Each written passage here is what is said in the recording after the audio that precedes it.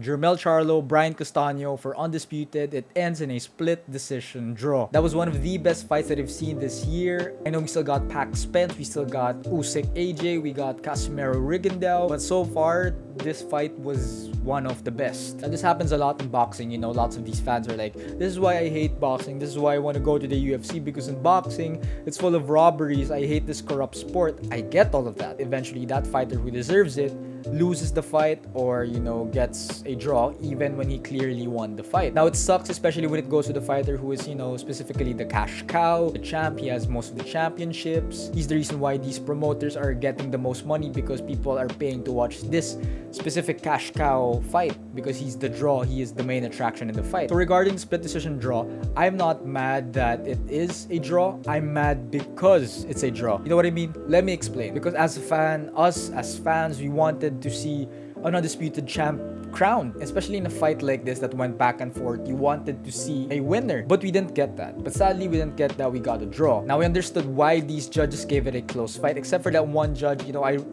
his name's not even worth remembering, because who gives 117 to 111 for Jermell Charlo when it was that much of a close fight? You can't give that wide of a scorecard. You're probably capping, or you don't deserve to judge a fight. Now, in terms of my opinion, I believe Castano won that fight. I believe Castano edged out Jermell Charlo. But let's break it down. Specifically in the 11th round, Steve Farhood, he wasn't an official judge, but he had an unofficial scorecard. And then that unofficial scorecard, Steve Farhood had round number 11 for Jermell Charlo. I just watched the fight. I haven't rewatched it yet, but going back to what I remember, round number 10 was Jermell Charlo's best round. He hurt Castano. He was looking for the finish. He was looking for the stoppage. In that round, you know, Castano almost went down. Technically, the momentum shifted to Jermell's favor because Castano was beating him in the early rounds, in my opinion. Jermell started getting the upper hand, starting to shift the momentum. Now, going into the 11th, these judges, these commentators, they probably had this mindset that, okay, Jermell did shift the momentum. I agree with that. I agree that Jermell did shift the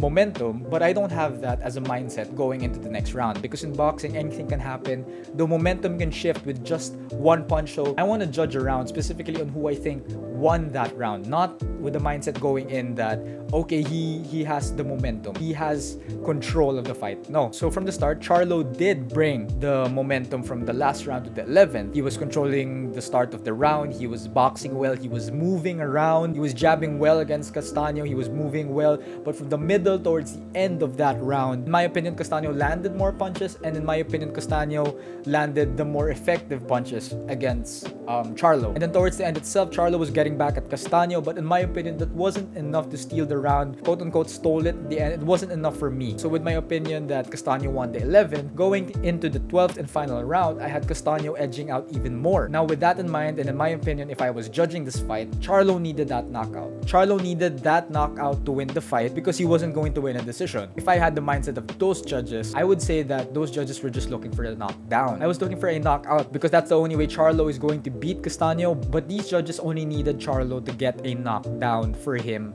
to get the fight. Because like I said from the start, the attributes that I talked about, the cash cow, the guy who has the most championships in this undisputed bout, the reason why these promoters get the money that they do, the main attraction of this fight, is Charlo. So Charlo getting the knockdown in the 12th and final round, it would be enough for the judges to make a case that Charlo won the fight because of that knockdown. But he didn't get the knockout, he didn't get the knockdown, so all the more, with my mindset again, all the more Castano edged out the fight even more. So moving forward, what do you guys want to see? I know what I want to see.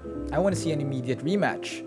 I don't want to see mandatories. I don't want to see some belts defended. I want to see all the belts defended. And the fact that this fight was a great fight, a back and forth exchange, all the more I want to see the immediate rematch. I'm sorry, mandatories, please step aside.